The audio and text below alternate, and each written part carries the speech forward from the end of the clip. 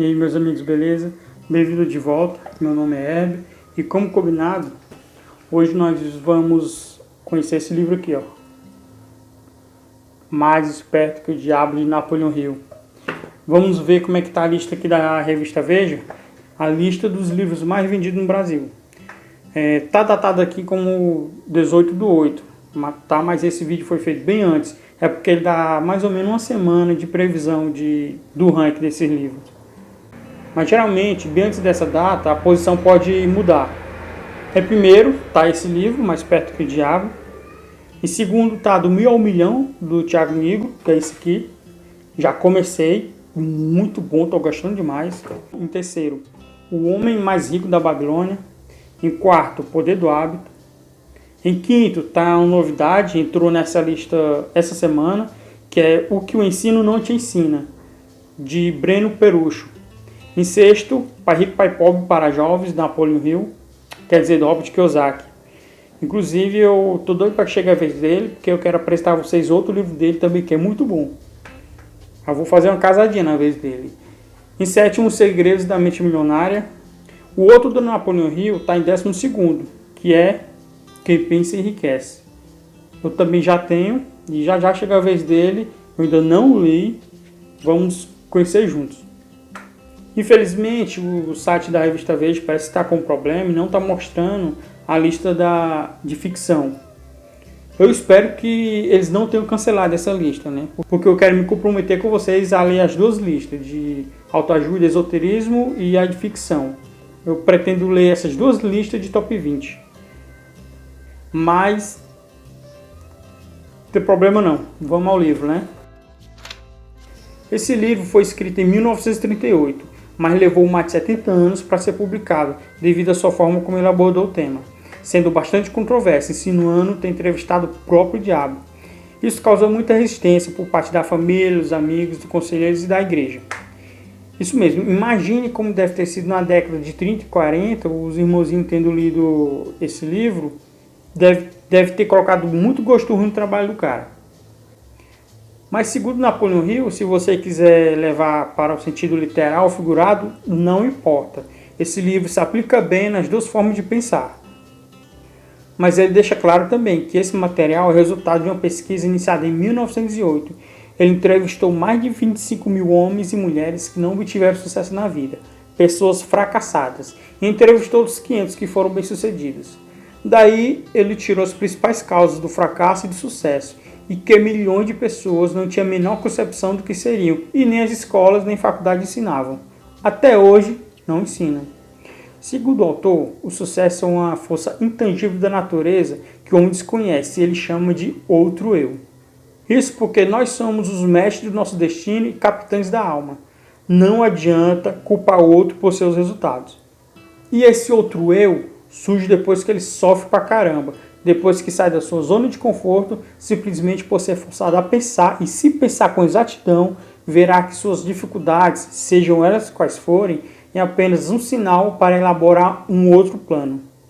Napoleon Hill descobriu que a maior parte do fracasso se deve às limitações impostas pela sua própria mente.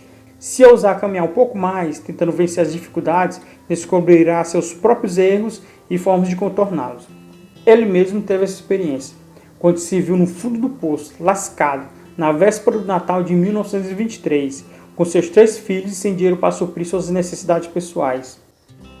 Foi aí que ele se achou, após se ver parado, pensando em como sair dessa, que o seu outro eu acordou.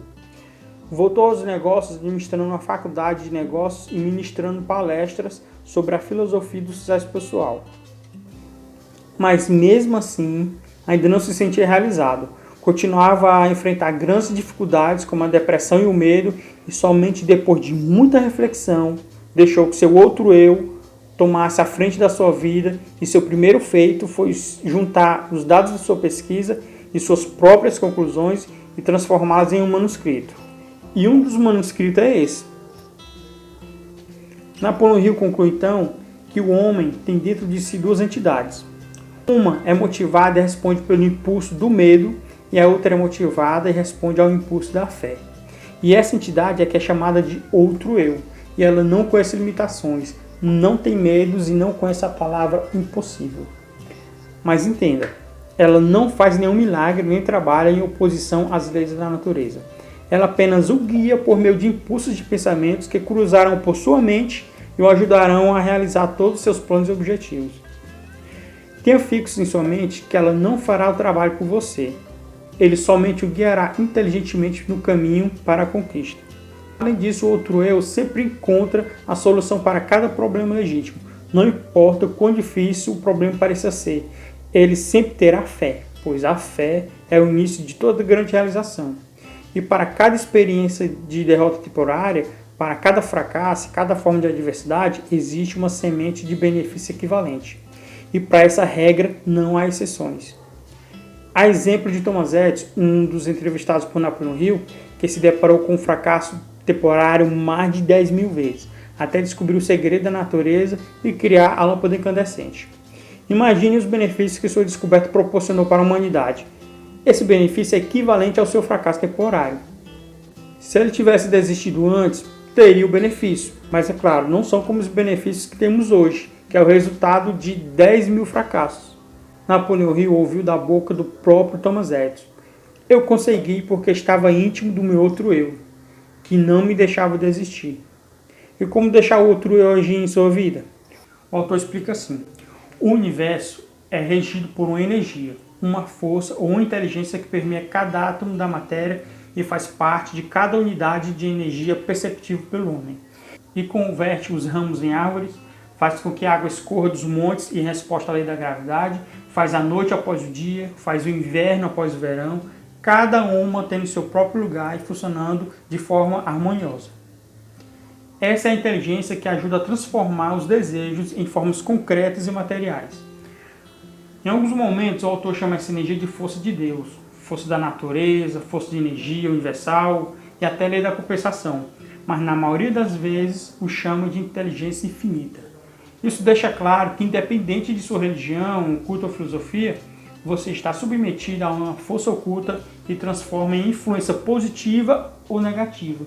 Que seu cérebro é o aparelho receptor sintonizado com a força universal da inteligência infinita.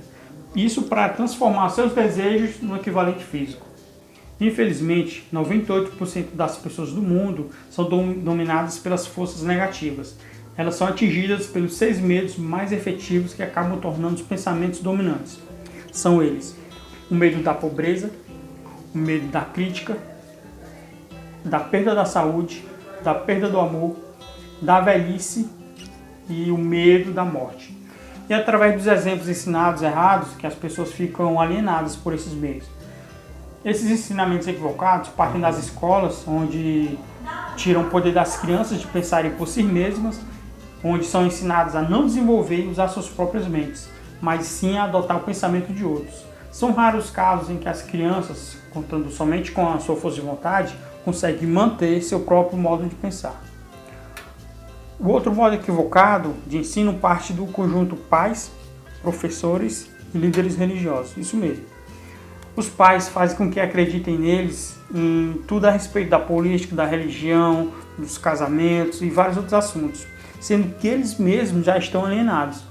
E também com conhecimentos rasos sobre política, entregando a mente dos filhos a outro para aprenderem sobre religião, e muitas vezes com líderes que têm sua própria interpretação errada das escrituras e as têm como verdade absoluta. As igrejas, segundo Napoleão Hill, não permitem que uma pessoa investigue e adentre sua própria mente para conhecer sua potencialidade. E tem também o exemplo dos pais com casamentos arruinados, afinal, eles não estudaram sobre assuntos como finanças e relacionamento e muitas vezes dão maus exemplos com seus hábitos alienados. Toda essa alienação é passada para a próxima geração sem que eles percebam. Daí, o jovem chega a um casamento sem planos ou objetivos alinhados para converter o relacionamento em harmonia. Os casais brigam e discutem assuntos financeiros, sobre forma de educar os filhos, até sobre os assuntos íntimos, sobre amigos e atividades sociais. Na profissão, as pessoas ficam alienadas, fazendo com que abandonem as escolas para pegar o primeiro emprego que acham, sem planos, sem objetivos definidos, apenas preocupados com a sobrevivência, sendo dominados pelo medo da pobreza, impedindo-as de aprender e desenvolver algo mais. Tem também os pensamentos dominantes, caindo no hábito de pensar negativamente por meio dos púlpitos das igrejas, dos jornais, dos filmes, do rádio e de todos os meios que a mídia se utiliza para chegar até a sua mente. Todos esses fatores são apenas alguns de vários que transformam pessoas alienadas em pessoas fracassadas, que desistem diante das adversidades, nunca descobrindo seu potencial, envolvidos por hábitos negativos tão dominantes que chegam ao último estágio do hábito chamado a lei do ritmo hipnótico, onde a repetição de qualquer pensamento ou movimento físico vira um hábito permanente, automaticamente se torna o ritmo da pessoa, definindo o indivíduo. Segundo Napoleão Hill, a lei do ritmo hipnótico pode ser bom ou mal, dependendo dos seus hábitos. Ele então lista 7 princípios a ser seguido para que a pessoa seja bem-sucedida e supere cada fracasso temporário, e enfim alcance seu objetivo. Esses princípios são a chave mestra que abre as portas para a autodeterminação pessoal, mental e econômica. São elas: propósito definido. Ter um propósito definido para todas as áreas da sua vida vai dar um norte para seguir com firmeza e fechar a porta da sua mente para vibrações negativas. Um propósito com um plano bem elaborado geralmente traz consigo o sucesso, mesmo sendo um plano fraco. A diferença de um plano fraco para um plano forte é apenas a velocidade com que se alcança o objetivo. O próximo é a autodisciplina. Ter um autodomínio sobre si mesmo. Esse é o segundo dos 7 princípios. A pessoa que não tem o domínio sobre si mesma jamais poderá ser líder de outras. A falta de autodomínio é por si só a forma mais destrutível de indefinição. Mas se ela dominar os 3 desejos que mais destrói a autodisciplina, que são desejo por comida, desejo pela expressão do sexo e o desejo pela expressão de opiniões imprecisas, ela terá maiores chances de retomar o domínio próprio. Apesar de serem desejos naturais, elas podem torná-la escravo, doente e viciado. A exemplo da comida que em excesso, com combinações incorretas, adoece o corpo e são as principais causas das dores de cabeça. Quanto ao sexo, é uma virtude quando controlada. Ela é uma das grandes forças que motiva o homem e por isso ela é tão perigosa, pois facilmente leva o indivíduo ao nível hipnótico do hábito de alienação. Em excesso reduz a energia criativa, diminui a energia magnética e destrói o entusiasmo, acabando com a ambição, levando o hábito de alienação. O terceiro desejo é o hábito de falar demais, de expor seus planos e expressar opinião quando não solicitada, pois atrai condições desfavoráveis e inibe o pensamento com exatidão. O terceiro princípio é aprender com as adversidades, entendê-la como uma passagem para o sucesso. O sucesso está a um passo do ponto em que se desiste de lutar. O fracasso força as pessoas a aprender e quebrar a lei do ritmo hipnótico, formando novos hábitos. Lembre, o sucesso é diretamente proporcional à sua experiência de fracasso. Outro princípio é a influência do ambiente, pois ele consiste de todas as forças mentais, espirituais e físicas que influenciam os seres humanos e a parte mais importante desse meio é criada pela associação com outras pessoas. Por isso, o correto é associar-se com pessoas cujos pensamentos dominantes são positivos, amigáveis e harmoniosos. Esse tipo de aliança é conhecido como mastermind, que é a seleção da parceria baseada no conhecimento, na educação, plano ou a ideia por meio de um propósito definido. O tempo é o quinto princípio. Ele é a lei do ritmo hipnótico. É ele que penaliza o indivíduo com pensamento dominante negativo e recompensa aquele com pensamento dominante positivo. E somente com ela que se adquire a sabedoria, respeitando o processo de superação de adversidades e experiências. O próximo princípio é a harmonia. Ela é uma lei natural do universo, que força todas as coisas em um ambiente a relacionar-se de forma harmoniosa. Assim, ela força a harmonia de pensamentos negativos ou pensamentos positivos. É compreendendo a lei da harmonia que se entende a força da influência do ambiente e que medidas devem ser tomadas para que essa influência contribua positivamente para induzi-la ao acerto. O último princípio é a precaução. Todo indivíduo deve ser cauteloso em todas as suas escolhas, buscando informações, seja sobre as regras do negócio, sobre o perfil de seus amigos e associados, até sobre suas relações amorosas. Deve estar sempre informado, pois sem essa devida cautela ele será precipitado e influenciado pelo ambiente negativo. Mas nunca deve ter cautela excessiva, pois isso é medo, e o não alienado não é movido pelo medo. Segundo Napoleão Hill, baseado em sua pesquisa, qualquer pessoa será bem-sucedida se seguir esses princípios, se tornando não alienado, livrando-se dos maus hábitos, fazendo despertar o outro eu para seguir um novo estilo de vida. E eu particularmente desejo que você adquira todos os benefícios e bons hábitos partindo dessa leitura. Quero lembrar que esse resumo não substitui a experiência da leitura. O que eu passei aqui não corresponde a sequer 10% do conteúdo, mas eu espero ao menos ter acendido a fagulha e que você esteja motivado a aprender com esse livro. E o primeiro hábito que eu desejo para você é que você, ao assistir meus vídeos, dê o like, compartilhe e comente. Dê a sua opinião sobre o livro, se você já leu, e diga o que aprendeu, qual o hábito novo que você adquiriu em sua vida. E ativa o sininho, hein? Para quando eu postar novo vídeo você ser avisado, e a gente poder compartilhar novamente uma nova leitura. Abração para você. Tá quente hoje, viu? A falta de